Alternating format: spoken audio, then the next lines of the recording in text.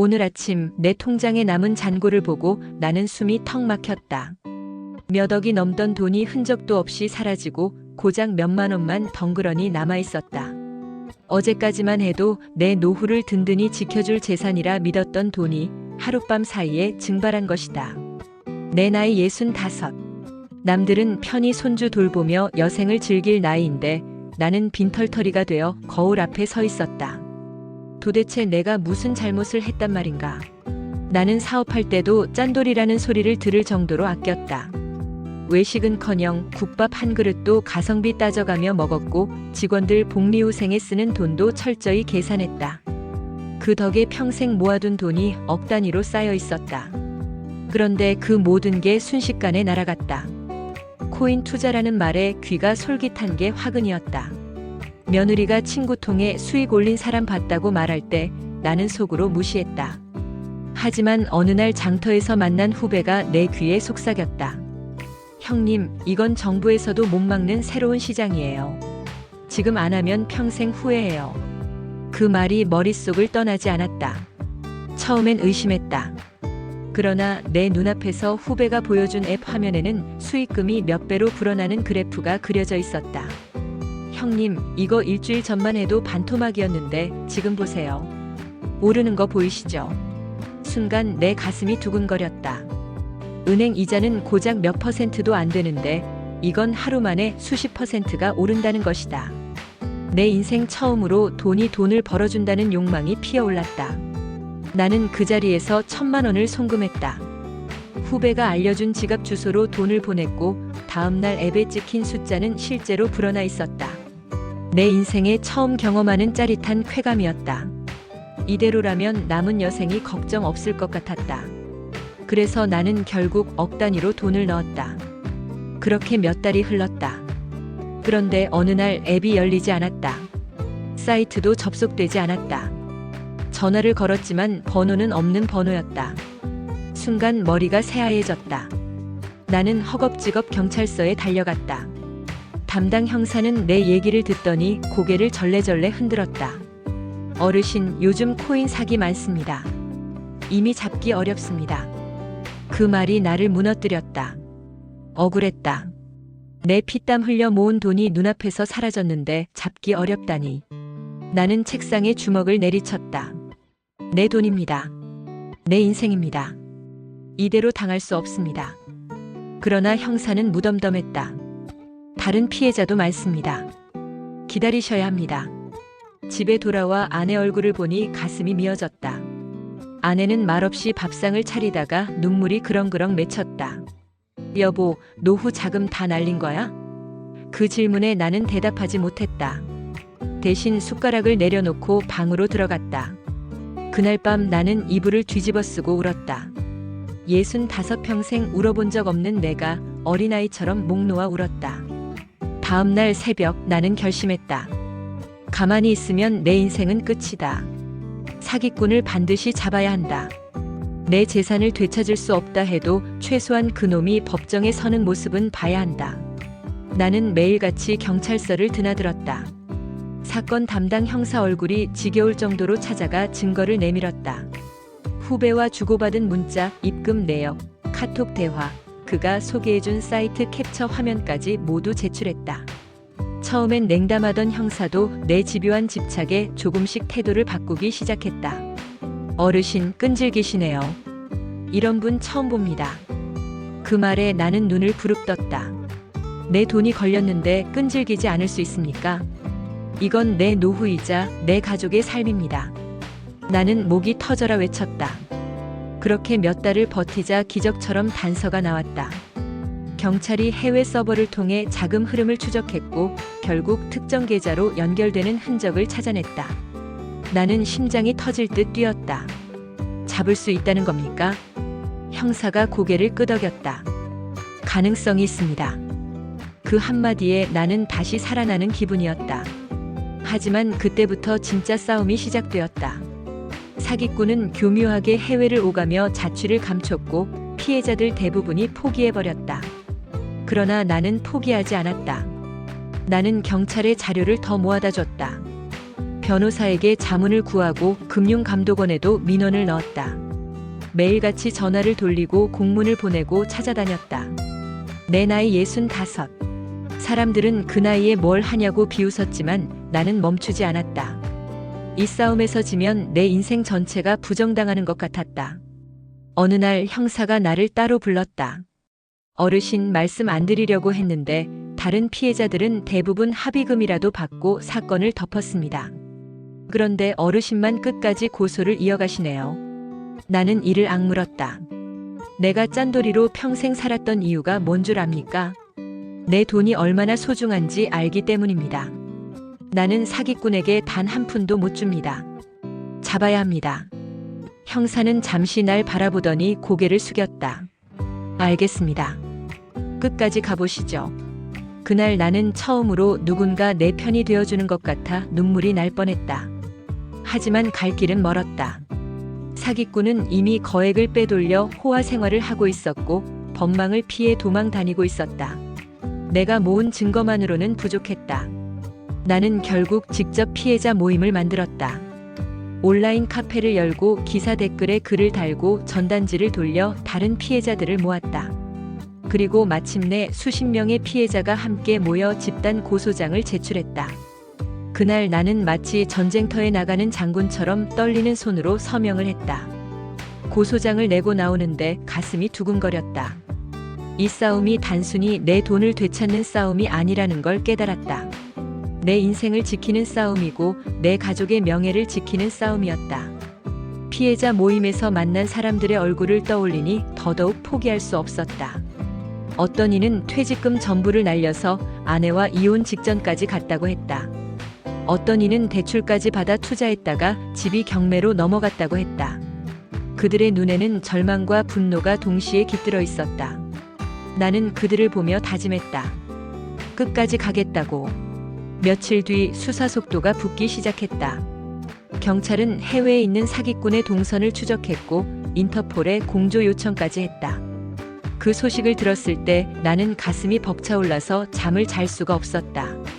그러나 동시에 불안이 엄습했다. 저놈이 정말 잡히기는 할까? 법정에 세울 수는 있을까?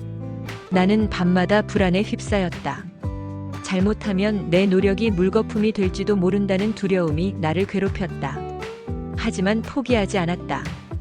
오히려 그 두려움이 나를 더 강하게 만들었다. 나는 신문을 스크랩하고 비슷한 사건 판례를 찾아 모았다. 금융 사기 피해자 지원센터에도 수차례 전화를 걸었다. 변호사에게서 법률 상담을 받으며 내가 직접 재판 과정을 준비했다. 내 손에는 언제나 노트가 들려 있었고 거기에는 빼곡히 메모가 적혀 있었다. 아내는 그런 나를 보며 한숨을 쉬었다. 여보, 너무 무리하지 마. 몸 상할까 걱정이야. 하지만 나는 고개를 저었다. 이건 돈 문제가 아니야. 내 인생 전체가 걸린 문제야. 그렇게 말하며 스스로를 다잡았다. 그러던 어느 날 드디어 연락이 왔다. 경찰이 사기꾼을 동남아 어느 나라에서 붙잡았다는 것이다. 내 손에 쥔 전화기가 덜덜 떨릴 정도로 흥분됐다. 정말입니까? 잡은 겁니까? 형사의 대답은 단호했다. 예, 송환 절차 진행 중입니다. 그날 밤 나는 한숨도 못 잤다. 억울함과 분노 그리고 희망이 뒤섞여 눈물이 흘렀다. 며칠 뒤 법원에서 첫 재판이 열렸다. 나는 방청석에 앉아 그놈을 바라봤다. 멀끔한 양복 차림에 얄밉게도 고개를 빳빳이 들고 있었다. 내가 벌벌 떨며 방청석에서 이를 갈고 있는데 놈은 태연하게 변호사와 웃으며 대화를 나눴다. 내 속은 끓어올랐다. 그러나 동시에 다짐했다. 오늘을 위해 내가 몇 달을 버텼는가. 이 순간을 위해 내가 얼마나 많은 눈물을 삼켰는가. 반드시 진실을 밝히고 정의를 세워야 했다. 재판 과정은 길고 힘들었다. 놈은 끝까지 혐의를 부인했고 투자였다. 리스크를 알고도 들어왔다며 발뺌했다. 그러나 내가 제출한 자료와 피해자들의 증언이 하나둘씩 쌓이자 놈의 얼굴이 점점 굳어갔다. 나는 매 재판마다 빠지지 않고 참석했다. 때로는 판사 앞에서 직접 발언도 했다. 저는 65살입니다. 평생 아껴서 모은 돈입니다. 제 노후가, 제 가정이 이 사기 때문에 무너졌습니다. 하지만 저는 포기하지 않았습니다. 제발 이 사기꾼에게 합당한 벌을 내려주십시오. 법정 안은 숨소리조차 무거웠다. 판사조차 내 말을 듣고 고개를 끄덕였다. 그리고 드디어 판결의 날이 왔다. 법정은 긴장감으로 가득 찼다. 판사가 판결문을 읽기 시작했다. 피고인은 다수의 피해자에게 접근하여 허위 사실로 금전을 편취하였으며 그 규모가 막대하다. 피해자들의 고통이 극심하고 죄질이 불량하다. 그 순간 나는 손을 꼭 잡았다. 이어지는 판사의 목소리가 내 인생을 바꿔놓았다. 따라서 피고인에게 징역 15년을 선고한다. 순간 방청석에서 탄성이 터져 나왔다. 나는 자리에서 벌떡 일어나 두 손을 번쩍 들었다. 잡았다. 잡았다. 눈물이 솟구쳤다. 억울했던 내 가슴이 터져 나오는 듯 울부짖었다. 그 순간 몇 달간 내 가슴을 짓누르던 돌덩이가 산산조각 나는 것 같았다. 그러나 여기서 끝이 아니었다. 나는 다시 삶을 일으켜 세워야 했다. 남은 돈은 거의 없었다. 재판에서 범인이 배상 판결을 받았지만 실제로 내가 돌려받을 수 있는 돈은 얼마 되지 않았다. 그럼에도 불구하고 나는 희망을 버리지 않았다. 왜냐하면 나는 이미 싸워서 이겼기 때문이다. 내 돈이 아니라 내 인생을 지켜냈기 때문이다. 나는 다시 시장에 나갔다. 새벽에 트럭을 몰고 채소를 떼어다가 장에 내다 팔았다. 사람들은 나를 보며 수군거렸다. 저 양반 사업하다 망해서 여기 나온 거 아니야? 하지만 나는 개의치 않았다. 내 손으로 내 삶을 다시 일으켜 세운다는 자부심이 있었기 때문이다. 며느리도 나를 찾아와 울며 말했다. 아버님 정말 존경합니다. 저 같으면 진작 포기했을 거예요. 그 말에 나는 미소 지었다. 사람은 돈으로 사는 게 아니다. 의지로 사는 거다. 그러던 어느 날 시장 상인회 회장이 나를 찾아왔다. 형님 장사하는 모습 보니까 옛날 사업할 때 기질이 그대로시던데 우리 상인회 회장직 맡아보시는 게 어때요? 나는 순간 당황했다. 그러나 곰곰이 생각해보니 이제는 돈만 좇을 때가 아니라는 생각이 들었다. 내가 당한 사기 같은 일을 다른 사람은 겪지 않게 해야 한다는 책임감이 피어올랐다. 그래서 나는 회장직을 수락했다. 그 뒤로 나는 상인들 교육을 위해 금융감독원 직원을 불러 강의를 열었다. 사기꾼들은 늘 달콤한 말로 접근합니다. 여러분, 절대 쉽게 돈 번다는 말에 넘어가면 안 됩니다.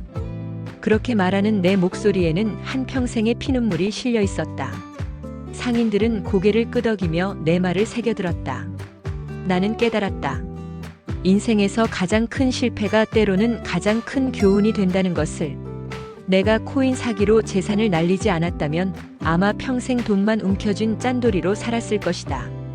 그러나 모든 걸 잃고 싸워서 되찾은 지금 나는 돈보다 더 값진 것을 얻었다. 그것은 바로 사람들의 신뢰와 내 자신의 자존심이었다. 그날 집에 돌아와 아내 손을 꼭 잡았다. 여보, 이제는 두려움 없다. 내가 어떻게 다시 일어설 수 있는지 봤잖아. 아내는 눈물을 글썽이며 고개를 끄덕였다. 여보, 당신 정말 대단해. 이제는 어떤 일이 와도 이겨낼 수 있어. 나는 하늘을 올려다보며 속삭였다. 이제 시작이다.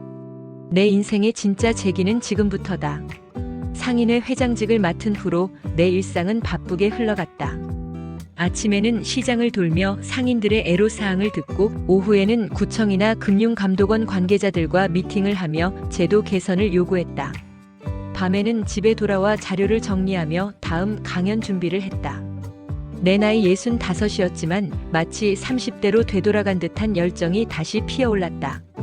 사람들이 나를 보는 눈도 달라졌다. 예전에는 그저 돈만 아끼는 구두쇠 노인네로 취급했지만 이제는 끝까지 싸운 사람, 포기하지 않고 사기꾼을 법정에 세운 사람으로 기억했다. 장터를 지나다 보면 상인들이 내 손을 붙잡고 말했다. 회장님, 덕분에 저도 경각심을 갖게 됐습니다. 앞으로는 투자 권유 들어와도 절대 안 속을 겁니다. 그 말을 들을 때마다 내 가슴은 벅차올랐다. 하지만 내 삶이 다시 일어서는 과정은 순탄치만은 않았다. 사기를 당한 후유증은 여전히 내 마음을 짓눌렀다. 새벽에 잠에서 깨면 그때 사기꾼의 얼굴이 떠올라 이를 갈았다. 억울함이 완전히 사라진 것은 아니었다. 그러나 나는 그 감정을 행동으로 바꿨다. 분노를 에너지 삼아 더 열심히 일했고 사람들에게 사기를 막는 법을 알려주었다. 나는 금융 사기를 예방하기 위한 3단계 원칙을 내 스스로 정리해 강연에서 강조했다. 첫째, 확인하기였다. 아무리 가까운 사람이 권유하더라도 반드시 제도권 금융기관을 통해 사실 여부를 확인해야 했다. 둘째, 기록하기였다. 거래 과정은 반드시 증거로 남겨야 했다.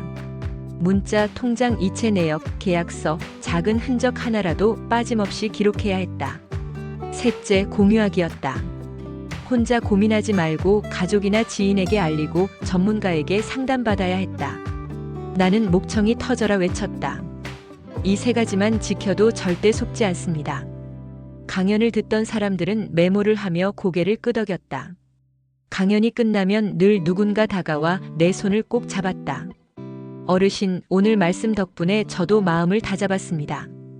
평생 잊지 않겠습니다. 그럴 때마다 나는 눈시울이 뜨거워졌다. 내가 잃은 돈이 헛되지 않았음을, 내 고통이 누군가에게는 방패가 되었음을 느꼈기 때문이다. 어느 날 시청에서 연락이 왔다. 지역 어르신들을 대상으로 하는 금융교육 프로그램에 나를 강사로 초빙하고 싶다는 제안이었다. 나는 망설임 없이 수락했다. 그날 강연에는 수백 명의 어르신이 모였다. 강당은 발 디딜 틈 없이 꽉 찼다. 나는 단상에 서서 마이크를 잡았다. 저는 65살 코인 사기로 전 재산을 잃은 사람입니다. 순간 강당이 조용해졌다. 이어 나는 내 이야기를 차분히 풀어놓았다. 처음엔 모두 충격을 받은 듯 숨죽여 들었고 중간에는 눈물 훔치는 이도 있었다. 강연이 끝나자 우레 같은 박수가 쏟아졌다. 그날 이후 나는 지역사회에서 사기 피해 예방 전도사라 불리게 되었다. 언론에서도 나를 인터뷰했고 라디오 프로그램에도 초대되었다. 나는 카메라 앞에서도 마이크 앞에서도 한결같이 외쳤다. 돈을 잃는 것보다 더 큰 고통은 내 인생을 부정당하는 것입니다. 하지만 싸우면 이깁니다. 포기하지 마십시오. 그러나 그 과정에서 나 자신도 변화하고 있었다. 과거에 나는 돈만 바라보고 살았다. 사람들과 어울리는 것도 귀찮아했고 자식들에게도 늘 돈 타령만 했다. 하지만 이제는 사람들의 고통에 귀 기울이고 그들과 함께 해결책을 찾아가는 내 모습이 낯설 정도였다. 어느 순간 나는 깨달았다. 돈은 사라져도 사람의 믿음은 남는다는 것을, 그리고 그 믿음이야말로 진짜 재산이라는 것을. 며느리와의 관계도 달라졌다.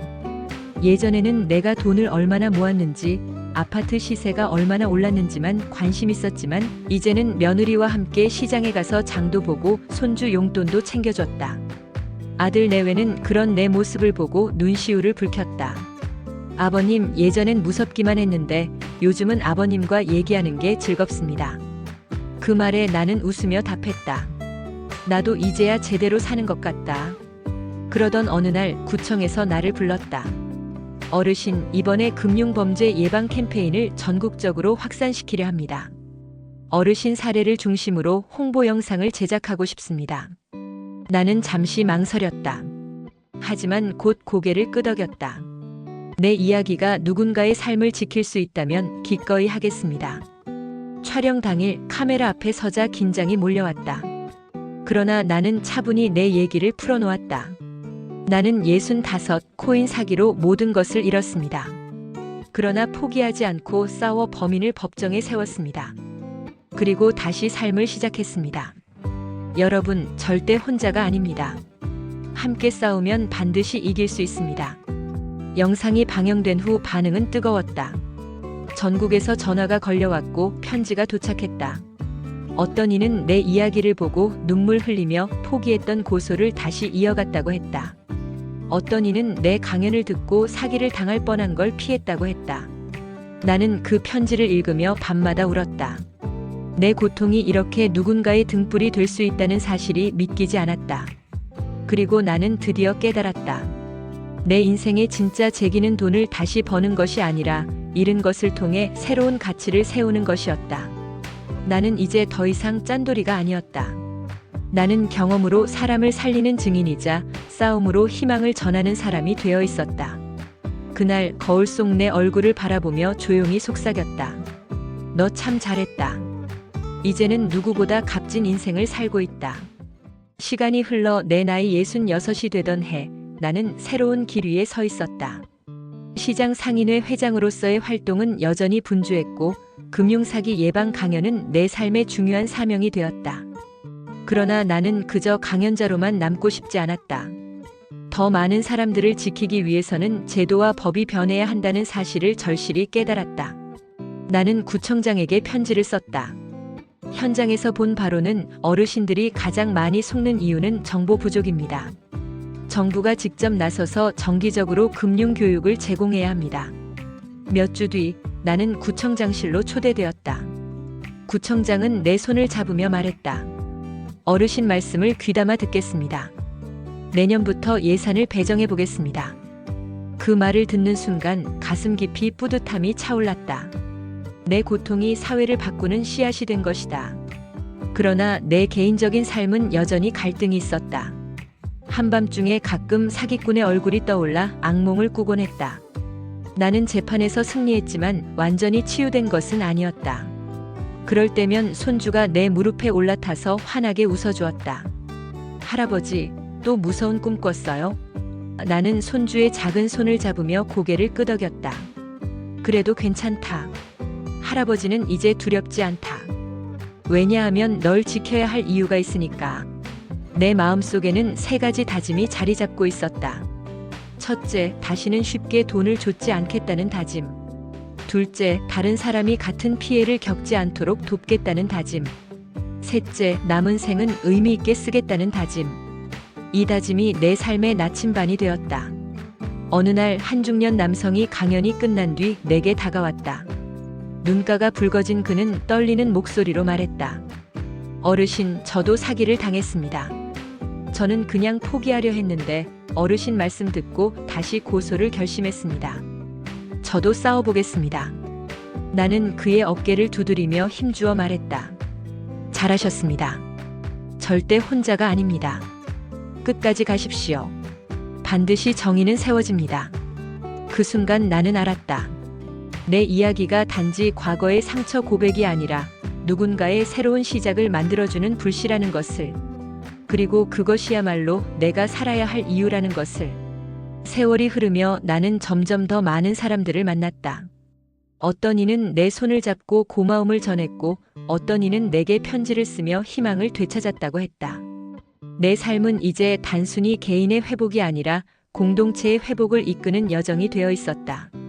그러던 중 지역 방송국에서 다큐멘터리를 제작하겠다고 제안했다. 제목은 끝까지 싸운 노인이었다. 촬영팀은 내 하루를 따라다녔다.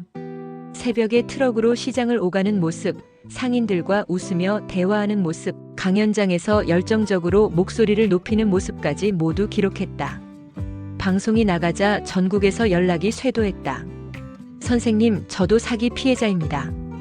어떻게 싸워야 할지 용기를 얻었습니다. 어르신, 저희 부모님이 방송 보시고 크게 감동하셨습니다. 나는 점점 확신했다. 내 인생의 실패는 결코 실패로 끝난 것이 아니었다. 그것은 더 많은 사람들에게 희망을 전하기 위한 준비 과정이었다. 나는 이제 더 이상 피해자가 아니었다. 나는 증인이었고 누군가의 길잡이였다. 그날 저녁 집에 돌아와 아내와 함께 식탁에 앉았다. 아내는 조용히 내 손을 잡으며 말했다. 여보, 난 처음엔 당신이 사기꾼을 고소하겠다고 했을 때 미친 줄 알았어. 그러나 이제 알겠어. 그 끈질김이 당신을 살렸고, 우리 가정을 살렸고, 다른 사람들까지 살린 거야. 나는 눈물이 고여 아무 말도 할 수 없었다. 대신 아내 손을 꼭 쥐며 고개를 끄덕였다. 밤하늘을 올려다보며 나는 속으로 중얼거렸다. 이제 알겠다. 진짜 재산은 통장에 있는 숫자가 아니라 사람들의 마음속에 남는 믿음이구나. 내가 잃은 돈은 다시 돌아오지 않았다. 그러나 나는 더 큰 것을 얻었다. 그것은 내 인생의 진짜 재기였다. 내 이야기가 전국으로 퍼져나간 뒤 나는 예상치 못한 제안을 받았다. 국회에서 열리는 금융범죄 예방공청회의 증인으로 참석해달라는 연락이었다. 순간 마음이 떨렸다. 법정에서 싸우던 기억이 떠오르며 두려움이 밀려왔지만 동시에 이것이 내가 가야 할 길이라는 확신도 들었다. 나는 대답했다. 가겠습니다. 제 이야기가 누군가의 삶을 지킬 수 있다면 두려워도 해야 합니다. 공청회 날 나는 양복을 입고 국회 회의실에 들어섰다. 그곳에는 국회의원들, 금융 전문가들, 기자들이 빽빽하게 앉아 있었다. 사회자가 내 이름을 부르자 나는 천천히 단상에 올랐다. 마이크 앞에 서자 손이 떨렸다. 그러나 나는 심호흡을 하고 또렷하게 입을 열었다. 저는 65 코인 사기로 전 재산을 잃었던 사람입니다. 회의실 안은 조용해졌다. 나는 이어 내 경험을 사실 그대로 이야기했다. 돈을 잃은 고통, 가족의 절망, 사기꾼을 고소하며 싸운 과정, 그리고 다시 일어선 재기의 여정까지. 발언이 끝나자 여기저기서 박수가 터져 나왔다. 어떤 의원은 내게 다가와 말했다. 어르신의 끈질김이 제도 개선의 필요성을 보여줬습니다. 우리가 법을 바꾸겠습니다. 그 순간 나는 다시 한번 확신했다. 내 인생의 실패가 누군가에게 길을 비추고 있다는 사실을.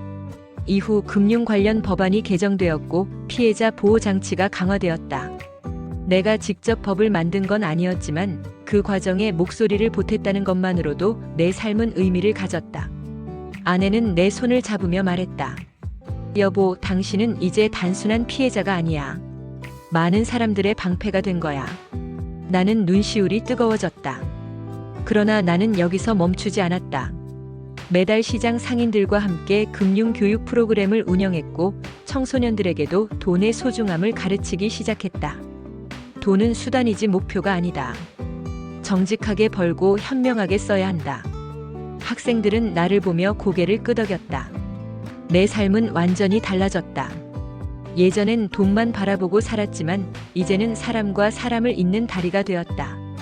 나는 매일 일기장에 썼다. 오늘도 나는 살아있다.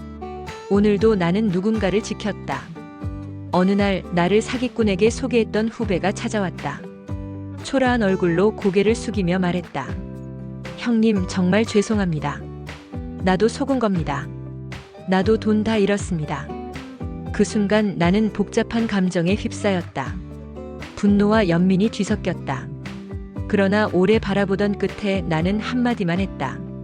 다시는 속지 마라. 그리고 다른 사람도 속이지 마라. 후배는 눈물을 흘리며 고개를 끄덕였다. 나는 깨달았다. 원망만으로는 아무것도 바뀌지 않는다. 결국 사람은 다시 일어나야 한다. 그리고 다시는 같은 상처를 반복하지 않아야 한다.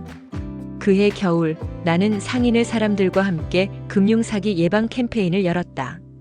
시장 입구에 현수막을 걸고 전단지를 나눠주며 사람들에게 주의를 당부했다. 쉽게 돈 벌 수 있다는 말은 모두 거짓말입니다. 여러분, 절대 속지 마세요. 사람들은 고개를 끄덕이며 전단지를 받아들었다. 어떤 어르신은 내 손을 꼭 잡고 말했다. 덕분에 오늘 큰돈 잃을 뻔한 걸 막았습니다. 고맙습니다. 그 말을 듣는 순간 내 가슴은 뜨겁게 타올랐다. 나는 알았다. 내 삶의 진짜 재기는 여기 있다는 것을. 거창한 성공이 아니라 한 사람의 삶을 지켜주는 일.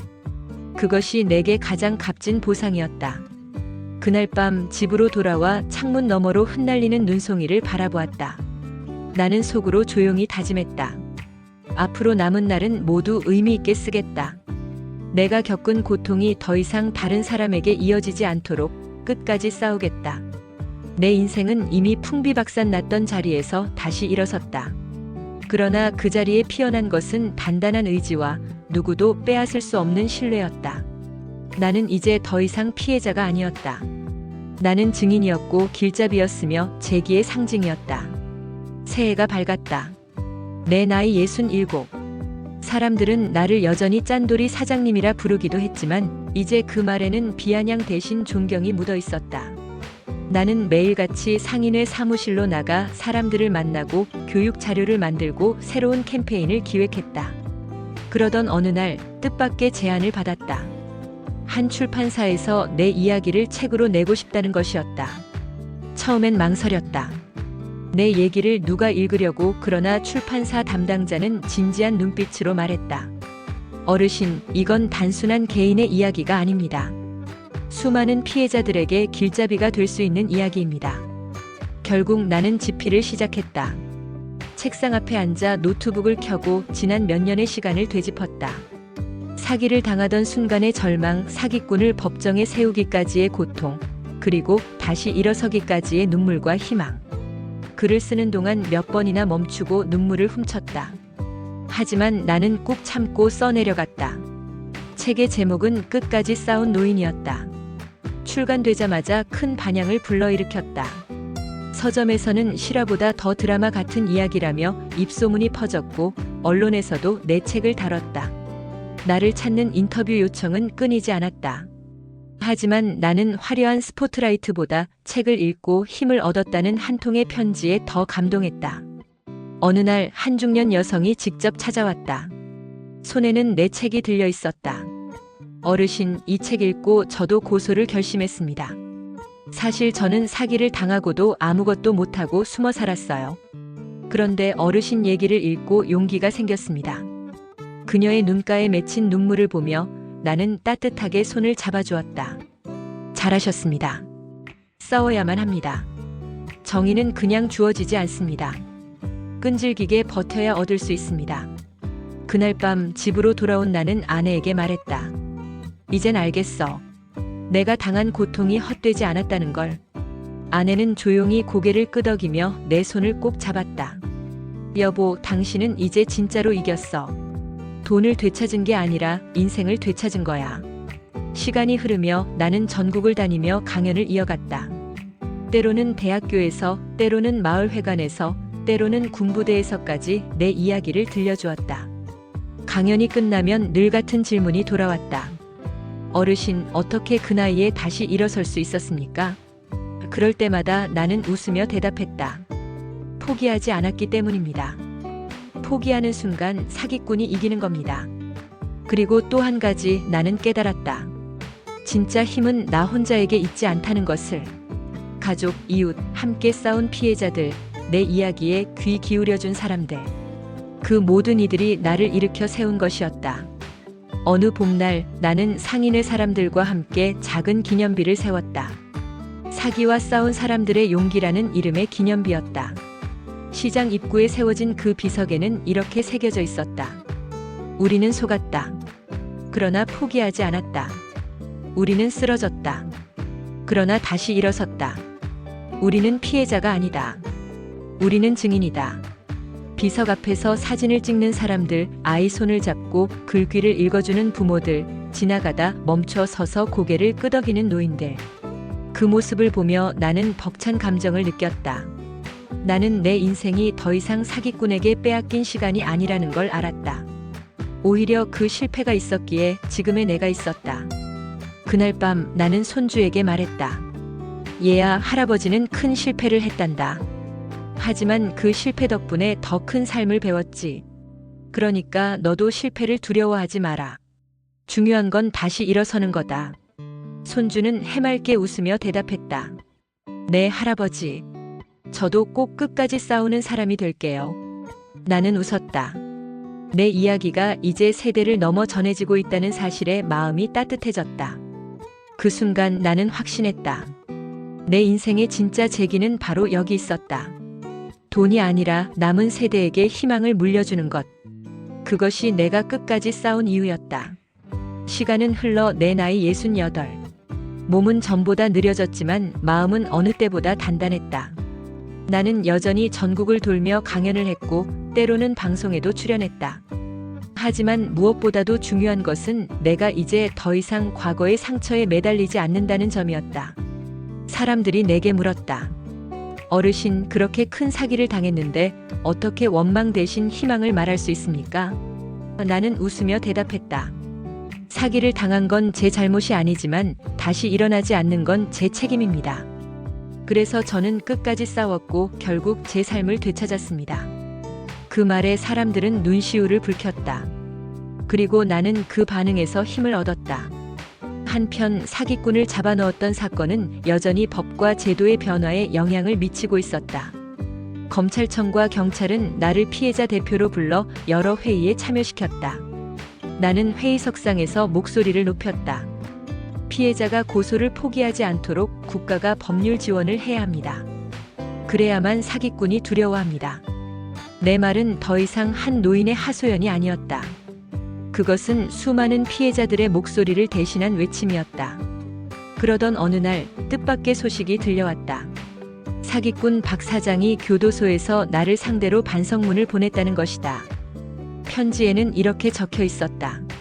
저는 늙은 사업자를 속이고도 잠시도 죄책감을 느끼지 않았습니다. 그러나 재판에서 끝까지 싸우는 모습을 보며 처음으로 두려움을 느꼈습니다. 그리고 감옥에서 당신의 강연을 TV로 접하며 깨달았습니다. 저는 당신에게 진 빚이 있습니다. 평생 속죄하며 살겠습니다. 나는 그 편지를 읽고 한참 동안 말이 없었다. 아내가 물었다. 여보, 기분이 어때? 나는 천천히 대답했다. 기쁘지도 않고 슬프지도 않아. 다만 이제야 끝난 것 같아. 그 순간 나는 알았다.